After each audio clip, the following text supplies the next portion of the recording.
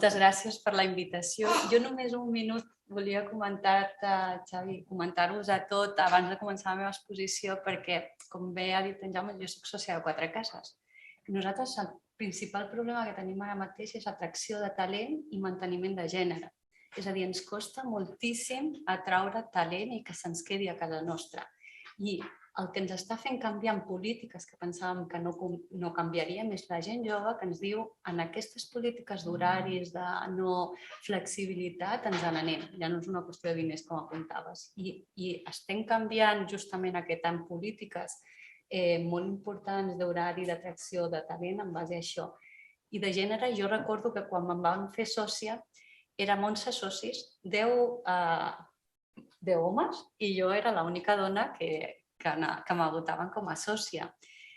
El conseller delegat es va preocupar molt i realment ha agafat com una de les seves premisses el tema de que hi hagi més dones, que hi hagi més diversitat, fins i tot, perquè us feu una idea, jo us explico interioritats, o sigui, no només a nivell de sòcies, sinó de...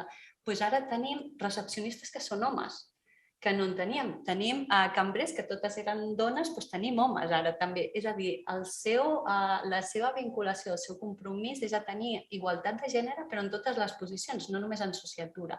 I en sociatura el que fa és, nosaltres promocionem anualment i va a veure totes les dones promocionables personalment per conèixer realment qui pot ser promocionable des del seu punt de vista de conseller delegat, no des del punt de vista de mandos intermedios entre ell i, en aquest cas, la dona que es promociona. De manera que en els 2 últims anys el 50% de dones promocionades a sòcies són dones i l'altre 50 homes. Vull dir que està fent una política activa a tots els nivells de l'empresa. I això per dir-vos que realment és un tema que es lluita des de dins i que realment els stakeholders que parlaré ara, un d'ells són l'atracció de talent.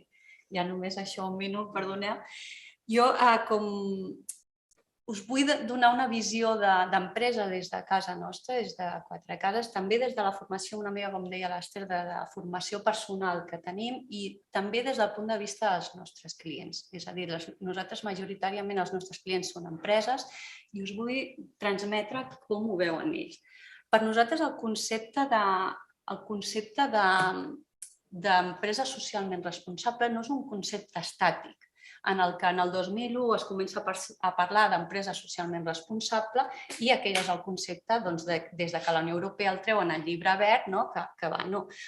Per nosaltres el concepte d'empresa socialment responsable és un concepte viu i en contínua evolució i que va lligat molt al context històric en el que estàs. No és el mateix una empresa socialment responsable abans de la Covid que després de la Covid. És totalment diferent.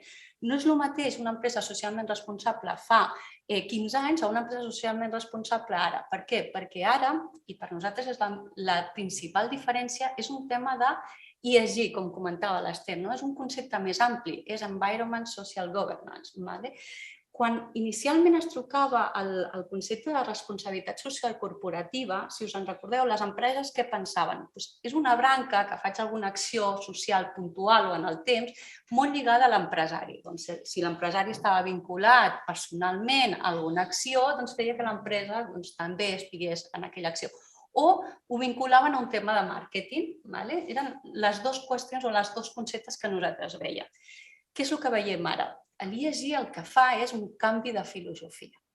No és un tema que jo continuo amb el meu business as usual, el meu negoci de sempre, i només el que faig és accions socials a partir del meu negoci, sinó que la sostenibilitat passa a ser el centre de decisió dels consells d'administració, és a dir, cada vegada més en els òrgans d'administració dels nostres clients un dels punts rellevants és la sostenibilitat, entesa com sostenibilitat social i també medioambiental, i com a partir d'aquí fem el nostre negoci. Per tant, ja no és una qüestió puntual o una branca separada, sinó que és un tema de filosofia de que l'empresa està posant la sostenibilitat en el centre perquè el seu negoci està canviant. És a dir, aquells que feien rentadores i cada 2 anys les canviàvem, doncs ara la Unió Europea el que està dient és vostè haurà de fer durant 10 anys recanvis per rentadores i per tant haurà d'entrar en un tema d'economia circular. Jo ja no puc pensar en un negoci com el que tenia abans, sinó en un negoci que el que m'està marcant ara mateix els stakeholders i la normativa és totalment diferent. O jo no puc pensar ara mateix en tenir un concessionari de vehicle només amb benzina, perquè el que m'està dient la Unió Europea és que a Europa d'aquí uns anys només hi haurà vehicles elèctrics, o que els nostres joves cada vegada volen menys carnets de conduir. És a dir, és una realitat que la nostra societat està canviant. Per tant, aquell concepte d'empresa socialment responsable no el podem definir en un moment i tenir-lo consolidat, sinó que en cada moment es redefineix ell mateix. I quins són els paràmetres que el redefineixen o que fan un push perquè això ens estigui passant i haguem fet un pas tan important? Per mi són tres.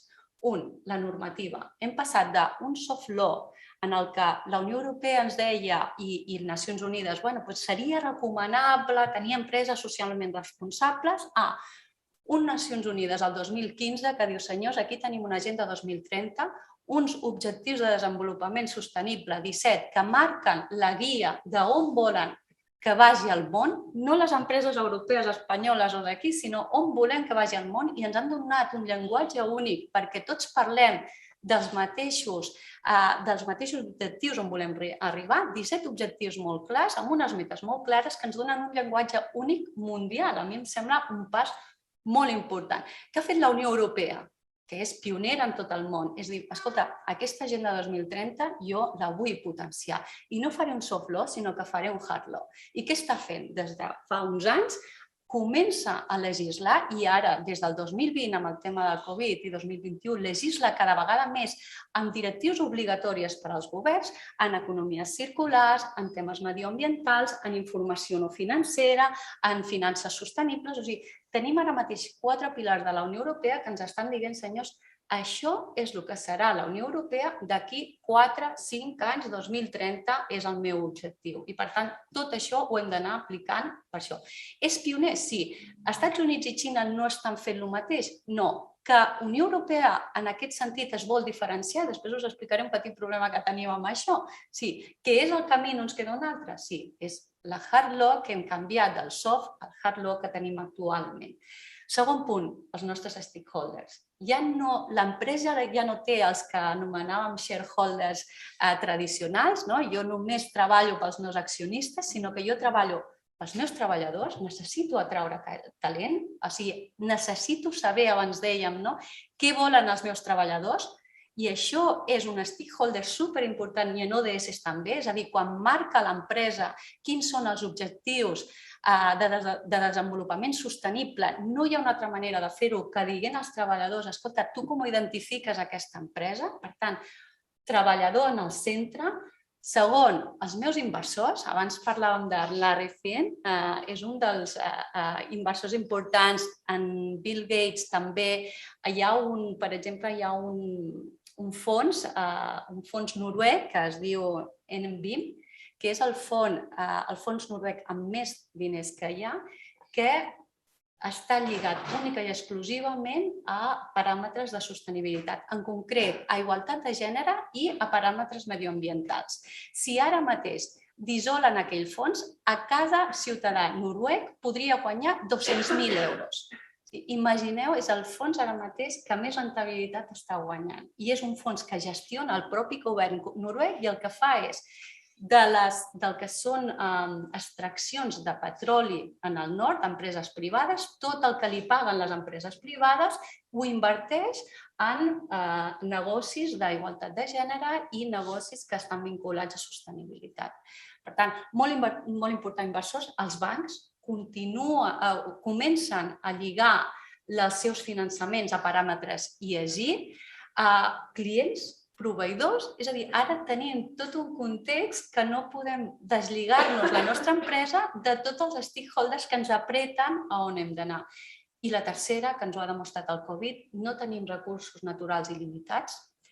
La globalització comporta problemes, avantatges però problemes. Els Estats Units estan en una política proteccionista i, per tant, hem de veure que hi ha determinades matèries que és que potser no les hem de portar a Xina, les hem de portar aquí. Per tant, hi ha 3 paràmetres que en l'última geopolítica i recursos limitats hem de tenir en compte a l'hora de tenir ara el concepte del que és una empresa socialment responsable. En quant a normativa, si me permeteu, molt escuetament, perquè ja ho he avançat i per no traspassar-me el meu temps, com us deia, ara tenim una normativa a nivell mundial. A mi em sembla que les Nacions Unides amb l'Agenda 2030 és un pas molt important, on ens dona un llenguatge comú, unes fites per aconseguir a nivell mundial, a nivell d'empresa i a nivell d'estat, és a dir, posa el mateix llenguatge a l'empresa, a l'estat i al ciutadà per aconseguir el que creiem que poden ser les millores que necessita el nostre planeta, tant social com mediambientalment. Per tant, és el proper pas, i parlaré al final, Jaume, només un punt. El segon, a nivell de Unió Europea, molt important a l'informe d'informació no financera. Sabeu que les empreses, en el 2014 es va treure una directiva que les empreses estaven obligades a informar sobre aspectes no financers dins de les seves comptes anuals. Sí que és veritat que la primera directiva que van treure no era molt exigent, per tant era el que deia abans, un soft law. En el 2021 la Unió Europea ha dit que aquesta directiva serà molt més rígida i molt important perquè veu de la llei espanyola, és a dir, en el 2018 el que va fer el govern espanyol és transposar la directiva del 2014 d'informació no financera i la va fer més rígida del que era la directiva europea. De fet, la llei 2018 és una llei que és molt pionera a tota Europa i la directiva del 2021 es basa en els problemes que s'ha trobat la normativa espanyola, que era de les més avançades. De manera que la directiva del 2021 està dient, senyors, jo en un inici vaig dir que la informació no financera, per tant, informació ESG, seria per a empreses amb més de 500 treballadors. La normativa espanyola va dir a partir del 2021 empreses de més de 250 treballadors i el que està dient ara Europa és que també aplicaran a determinades pimes. Per tant, passarem a informar a Espanya el doble d'empreses que estem informant. Per tant, això és un punt important. Dos, els paràmetres ESG estaran molt clars. Fins ara, el que es feia quan s'informava de si complies amb paràmetres ESG és un model que s'anomena GRI, que es basa també en llenguatge d'ODS. Ara el que ha fet la Unió Europea és encarregat a una empresa en concreta que faci un model normalitzat, de manera que totes les empreses, sí que diferenciades per tamany, tindrem un model normalitzat que ens obligarà a pronunciar-nos sobre paràmetres ESG. És a dir, que si jo me pronuncio amb igualtat de gènere, jo no podré dir doncs estic intentant aplicar les polítiques d'igualtat de gènere, punto. I ja està. No, ens obligarà a dir, escolti, quines són les polítiques, quin és el percentatge, KPIs, és a dir, com vostè ha evolucionat, donen percentatges. Això estarà auditat per un auditor extern, que fins ara no estava. Se li ha canviat el nom, que ara no és informació no financera, sinó és informe de sostenibilitat, perquè això passarà a estar dins de l'informe financer. Per què? Ens trobàvem que els financers deien, bueno, vostè té un informe financer i un altre no financer, i el no financer està allà. No, passarà a formar part de l'informe financer i es dirà informe de sostenibilitat i haurà d'estar auditat per un extern. I el més important, tindrà sancions. El que preveu la Unió Europea és que quan això es comenci a aplicar, que s'aplicarà per a l'exercici del 2023, per tant, les comptes anuals del 2024, aquell que no ho faci conforme s'estableix en la directiva es preveuen sancions, cosa que fins ara no hi havia cap normativa que ho preveia. Això és el pas per mi més important. Finances sostenibles també, però ho donaria per un altre tema, però la Unió Europea també està ara mateix posant requisits i límits a quan vostè diu que està invertint en finances sostenibles, acreditin vostè mitjançant tots aquests paràmetres que és finança sostenible. Per tant, el que us deia, la Unió Europea està en un hard law molt concret. A Espanya tenim diverses qüestions. Com us deia, tenim, abans ho heu dit, la llei d'igualtat. Sí que està, evidentment no està on hauria d'estar, però ens passa que amb les lleis sempre anem darrere, excepte amb la Unió Europea, amb el tema d'ESG que va per endavant. Tenim aquesta llei que us deia d'informació no financera que està molt avançada, que l'haurem d'adaptar però està molt avançada i per mi molt important el tema de transformació, resiliència i recuperació que parlàvem de fons Next Generation. Per què? Perquè Espanya ha dit que els seus 4 pilars de recuperació i que invertirà aquests fons Next Generation són transició ecològica, transició digital, igualtat de gènere i cohesió social i territorial. Per tant, els 4 eixos on Espanya preveu invertir els fons Next Generation estan aquí. Catalunya també té un compromís d'evolucionar en les ODS. Ho va aprovar en el 2019, ens ha vingut una pandèmia i per tant està una mica parat, però sí que té una voluntat política de desenvolupar a nivell de Catalunya els ODS. I per últim, per no allargar-me més, 2 apunts i un apunt i una reflexió que li vaig prometre a en Jaume que faria. Els ODS, com us deia abans, no podem ara mateix donar una definició d'empresa ESG, permeteu-me que ja utilitzi el terme ESG, sense entendre què són els ODS. És a dir, els ODS ens han donat un llenguatge, però més d'un llenguatge ens ha donat unes eines per canviar les nostres empreses. És molt important en aquest canvi entendre què són les ODS, fer una anàlisi material de quines són les ODS, perquè hi ha 17 ODS, no les podem aplicar totes. Per tant, entendre quines són, des del punt de vista de cada empresa i de cada administració, quines són les ODS per les que podem evolucionar i treballar i ho podem fer bé des del nostre àmbit, implicar en aquest anàlisi de materialitat els nostres stakeholders, els nostres treballadors, els nostres inversors, els nostres clients i els nostres proveïdors, perquè hem de saber què s'espera de nosaltres. I una qüestió molt important, 2. Una, els KPIs, que en Jaume és. Els KPIs és, quan nosaltres fem aquest compromís i aquest pas endavant, nosaltres podem dir-li a les Nacions Unides som una empresa que hem posat dins de la nostra estratègia empresarial el compliment d'ODS i fem informes i reportings informant periòdicament d'això. Però hem de tenir uns KPIs interns que a nosaltres mateixos ens diguin que quan nosaltres hem dit que canviarem i el nostre model s'adaptarà a el que la societat està canviant, i és que està canviant i és així amb els empresaris, així ho estem visquent, com ho parametritzem per veure que realment anem pel bon camí? Això és un punt. I 2, per mi, ara mateix, la societat i les empreses no podrem avançar en aquest repte tan important que el que ha fet el Covid és accelerar-ho si no anem amb aliances. És a dir, ara no podem enfrontar-nos com feien empreses històriques individualment, i estic en el mercat individual, sinó que ho hem de fer conjuntament. I només un exemple per acabar, i és Adidas i Nike són competència. Adidas i Nike estan treballant per separat, no sé si ho sabeu, en unes esportives amb un material que es pugui reciclar i reconvertir. La qüestió que tens això és, si tu fas aquesta inversió però l'usuari no té on tornar aquesta esportiva, no serveix de res que tu treballis en un material si l'usuari no sap on l'ha de llançar o on el pot entregar perquè aquest material realment es reutilitzi.